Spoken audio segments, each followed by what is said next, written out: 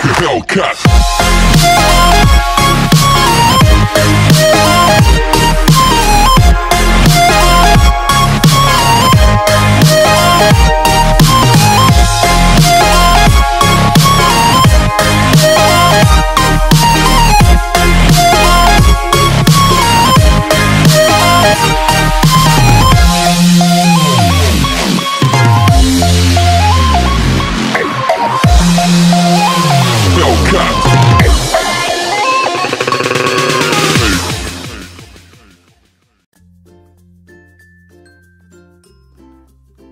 Coucou tout le monde!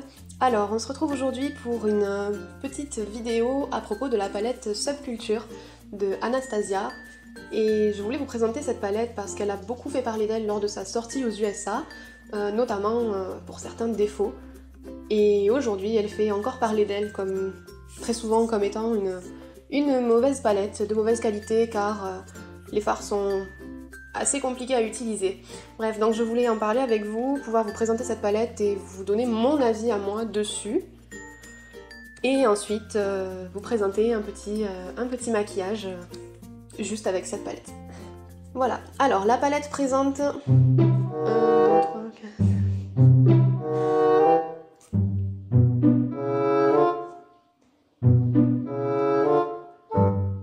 La palette présente 14 fards, dont 3 qui ne sont pas mat. Pour ce qui est des fards compliqués à utiliser, effectivement c'est une palette qu'il faut dompter avant de pouvoir utiliser vraiment. Pour pouvoir l'utiliser de façon efficace, il faut apprendre à utiliser les fards de cette palette. Notamment les fards qui sont foncés, donc celui-là, celui-là, ou encore ceux-là, qui sont assez difficiles à estomper. Ils sont pas évidents à travailler, c'est-à-dire que si vous étalez le fard comme vous le faites habituellement, c'est fini, vous pouvez pas travailler la matière. Il faut donc de la patience pour apprendre à dompter les fards de cette palette. En ce qui concerne la pigmentation, bien sûr, elle est assez dingue. Il n'y a vraiment pas besoin de beaucoup de matière pour obtenir une bonne couleur, une bonne pigmentation. C'est assez impressionnant, je dois dire, mais c'est aussi ce qui fait que la palette est difficile à utiliser, car elle présente quasiment des pigments purs et la formulation fait que les fards ne s'estompent pas. Il faut du coup y aller par étapes, tout doucement, en appliquer un tout petit peu en tapotant, mais de toute façon ça on le verra dans un second temps avec le maquillage. Ensuite, pourquoi elle a fait scandale à sa sortie aux USA? C'est parce que le premier flot de palette présentait un gros défaut en fait. Les fards étaient vraiment pas solides, extrêmement poudreux, et en quelques coups de pinceau dedans, il y avait plus de fards en fait. C'était vraiment une calamité de ce côté-là. Donc la marque Anastasia a rappelé toutes les palettes et a modifié pour sortir donc celle qu'on a aujourd'hui, qui est de très bonne qualité, à mes yeux. Les couleurs sont vraiment canon, hein, sinon vraiment... ça faisait un moment qu'on n'avait pas vu ces tons-là dans les palettes, dans l'actualité. Pour l'automne, cette année, c'est juste parfait. Voilà, donc je vous propose maintenant de passer à un petit maquillage à l'aide de cette palette, et puis j'essaierai de revenir sur certains points la concernant durant l'application du maquillage. Donc comme vous pouvez le voir, j'ai déjà fait mon teint et mes sourcils de façon à justement me concentrer dans cette vidéo uniquement sur les yeux. Donc nous allons commencer par appliquer le fard Down, qui est celui-là. On va l'appliquer sur toute la paupière, comme quand vous appliquez une base, je dirais. Je vais l'appliquer avec mon petit pinceau plat de chez Emma, que je vous ai déjà présenté dans ma vidéo de make-up d'automne. Donc en ce qui concerne les fards clairs, vous pouvez en prendre. Il n'y a pas trop de problème au niveau des fards clairs, ils se travaillent quand même assez bien.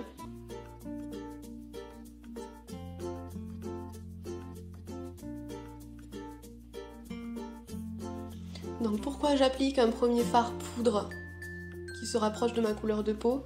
Alors ça, c'est de façon à pouvoir appliquer les prochains fards plus facilement. C'est-à-dire que sinon vous avez la paupière qui accroche légèrement, alors que s'il y a déjà un fard poudre dessus, vous aurez plus de facilité à estomper les prochains. Donc ça, c'est un truc que je fais à chaque fois, et je vous conseille vivement d'essayer, ça facilite plus ou moins la vie. Ensuite, moi pour mon maquillage, j'ai décidé aujourd'hui d'utiliser le fard Axis, qui est ici, c'est cette espèce de bleu turquoise, un peu bleu canard je dirais. Il est vraiment très joli et justement il fait partie des fards les plus compliqués à travailler dans cette palette. Donc je vais en prendre très peu dans un premier temps avec toujours mon pinceau plat de chez Emma. J'en prends un tout petit peu et je viens l'appliquer un petit peu en creux, mais tout doucement en tapotant. Je veux pas que ça fasse un gros pâté, donc j'en applique tout doucement. On y reviendra après. De toute façon, ça c'est plus ou moins une règle d'or dans le maquillage. Il vaut mieux appliquer un tout petit peu dans un premier temps et revenir travailler après, plutôt que trop d'un coup et devoir tout recommencer. Donc là j'en reprends un tout petit peu. Je viens travailler de nouveau.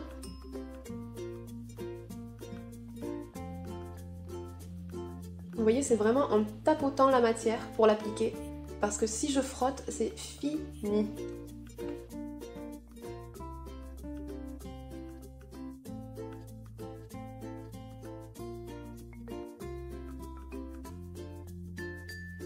Là, je viens intensifier cette couleur bleue du coup.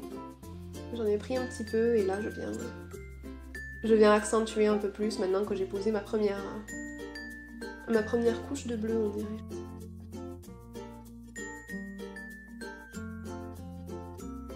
Donc cette première couche, je vais venir l'estomper avec le pinceau Fluffy, le pinceau estompeur donc de la palette. Donc ce pinceau est compris dans la palette, c'est exactement le même qui est dans la moderne Renaissance, donc avec un côté fluffy et un côté un peu, je dirais, un pinceau boule mais avec des poils longs.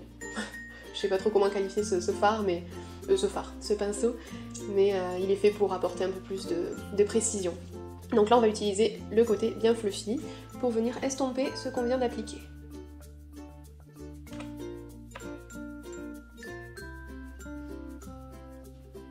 Je viens estomper toujours plus ou moins en tapotant et vers le bas parce que j'ai pas trop envie d'étirer la matière vers l'extérieur.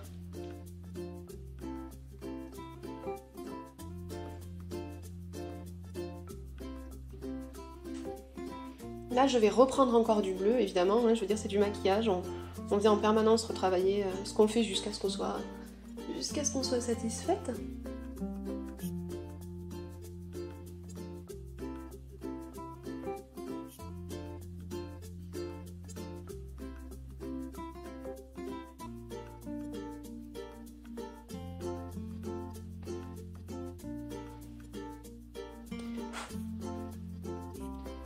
Ce qui est plus ou moins dommage avec cette couleur, c'est que je trouve qu'elle ne rend pas tout à fait pareil en vrai que sur la palette.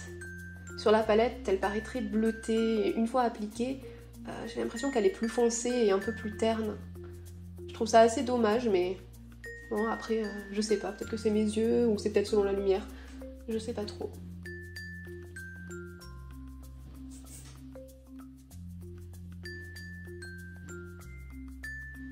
Donc là je viens intensifier de nouveau. Comme je vous ai dit, il faut être très patient, c'est pas la palette que vous allez utiliser en vitesse le matin, surtout pas, cette palette n'est pas à utiliser en vitesse, sauf si vraiment vous la maîtrisez à fond, mais bon, il vaut mieux y aller quand même tout doucement pour éviter le drame.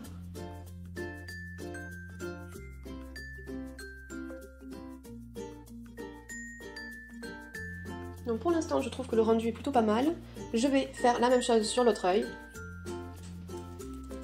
Alors à présent, je vais venir appliquer une couleur qui va prendre toute la paupière mobile et j'ai envie d'appliquer le fard. Alors j'hésite entre Edge et New Wave. On va dire New Wave. Allez. C'est un jaune chaud vraiment orangé quoi, l'autre est un peu plus moutarde je dirais. Celui-là est vraiment jaune orangé. Donc je vais l'appliquer sur toute ma paupière mobile. Celui-là est beaucoup plus simple à travailler.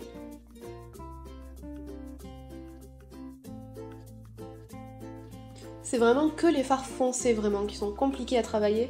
C'est ceux avec lesquels il faut vraiment avoir le plus de patience et vraiment faire attention à comment on les applique finalement. Les fards clairs ça va, il n'y a pas grand chose à redire dessus, ils sont relativement simples à utiliser. Un petit peu comme la plupart des palettes, je dirais, ça reste assez classique. Mais toujours avec une très bonne pigmentation. Je viens faire la même chose sur l'autre œil, évidemment. Une fois que j'ai appliqué cette couleur sur ma paupière mobile, Je vais venir faire mon ras de cils inférieur et je sais pas vraiment quelle couleur je vais choisir. Je vais remettre le bleu et je vais le dégrader vers l'intérieur avec le orangé. Vous allez voir, c'est pas compliqué. Donc je prends un petit pinceau plat, alors celui-là je sais même plus où je l'avais eu, mais ça fait très longtemps que je l'ai. Je l'avais quasiment jamais utilisé avant cette année. Je crois que je l'avais eu chez Yves Rocher, un truc comme ça. Il est vraiment très très vieux, hein. Je vous parle de ça d'il y a peut-être quand j'avais 15 ans quoi, donc ça remonte. Donc je viens l'appliquer ici, en ras de cils, mais côté externe de mon œil, jusqu'à la moitié.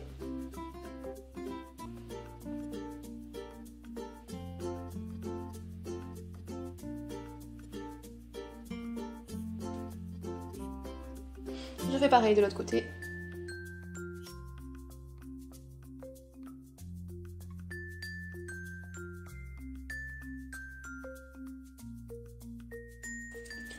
Ensuite, toujours avec le même pinceau que je nettoie un petit peu entre temps. J'ai pas beaucoup de pinceaux donc je fais toujours avec les mêmes en fait. Et à chaque fois je nettoie entre, voilà. Donc toujours avec ce pinceau, je viens prendre ma couleur de tout à l'heure qui est la couleur New Wave. Et je vais continuer mon ras de cils vers l'intérieur avec ce fard.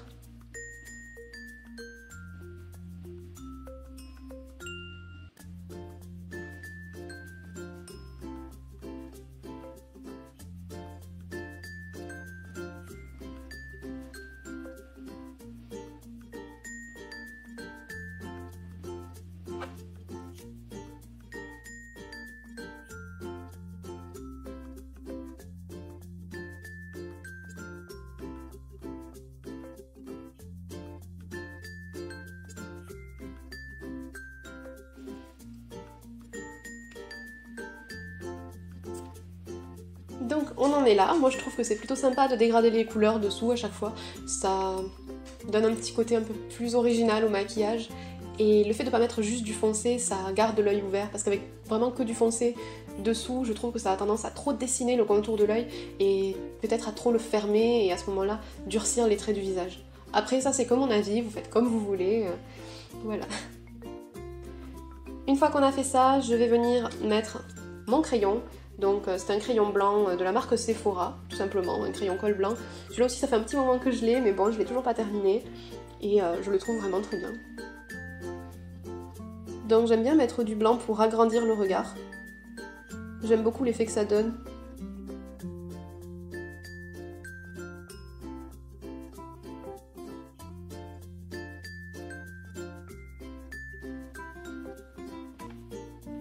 Une fois que j'ai fait ça, je vais venir faire mon coin interne. Et le coin interne, je vais le faire avec le fard Electric. Il est vraiment canon ce fard. Je crois que c'est mon fard préféré dans cette palette. Il est très original et il est trop beau.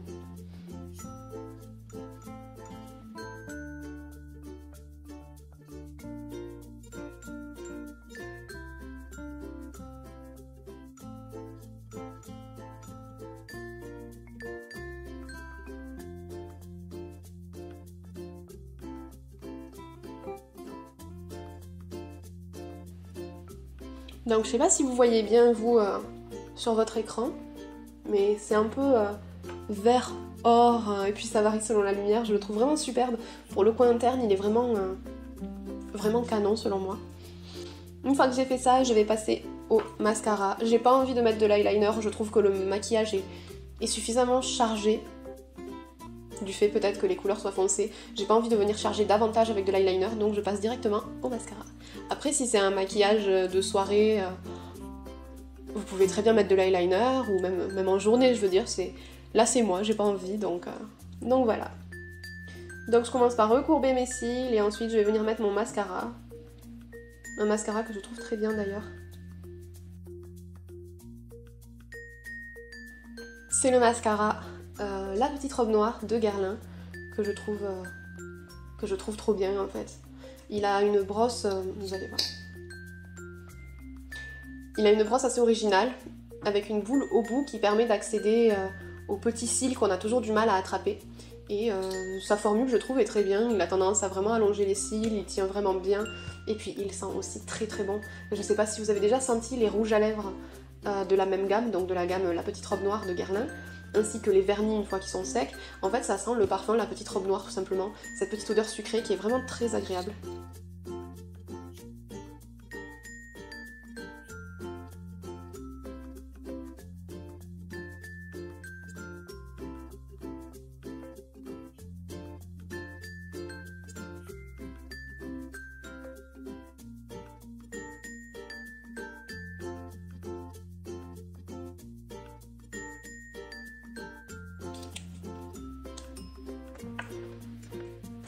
Alors, vu qu'on a pas mal marqué les yeux, pour la bouche, j'ai choisi ce rouge à lèvres liquide de Huda Beauty.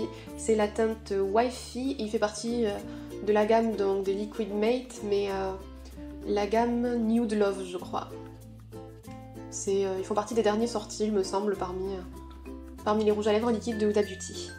Donc il est vraiment très joli, c'est un nude tout simplement. Parce qu'on a quand même fait quelque chose d'assez coloré sur les yeux, donc j'ai pas envie de trop charger la bouche avec quelque chose de trop foncé, donc on va rester sur des tons assez neutres.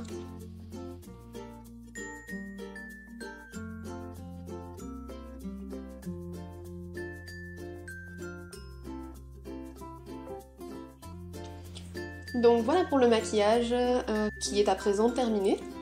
Donc comme je vous disais, réfléchissez quand même à 2 fois avant d'acheter cette palette. Si vous n'avez vraiment pas l'habitude de vous maquiller, que vous n'avez pas l'habitude de manier les pinceaux, vous n'êtes pas forcément à l'aise et que les couleurs vous plaisent, je vous conseille d'abord de vous entraîner avec d'autres palettes avant de vous lancer dans l'achat de celle-ci qui est quand même relativement particulière et qui demande de la patience et de la technique pour pouvoir s'en servir correctement. C'est-à-dire que si c'est pour vous dégoûter du maquillage, autant éviter d'investir dans cette palette qui est quand même relativement compliquée à utiliser. Maintenant, quand on apprend à s'en servir et qu'on arrive à la dompter, elle s'avère être une palette vraiment merveilleuse. Les couleurs sont top vraiment, et puis ça offre un maquillage qui tient longtemps sur une journée. Ça tient vraiment très bien, ça bouge quasiment pas, même sans base, parce que personnellement j'ai pas cette habitude, oui je sais c'est pas bien, j'ai pas cette habitude de mettre une base systématiquement. Et le maquillage tient quand même très bien. Donc bon. Ensuite, donc pour ce qui est du mascara, évidemment, je vous le conseille vivement, celui-là ainsi que le Marc Jacobs que je n'ai pas sous la main. Mais ce sont des mascaras qui sont vraiment très bien, que personnellement j'ai adopté. Et que je vous conseille vivement. Donc voilà, j'espère que ce maquillage vous a plu, j'espère que la vidéo vous a plu. N'hésitez pas à me donner vos avis dans les commentaires évidemment, et n'hésitez pas non plus à mettre des pouces vers le haut pour m'encourager et ainsi voir plus de vidéos à l'avenir. Et bien sûr, abonnez-vous. Allez, ciao!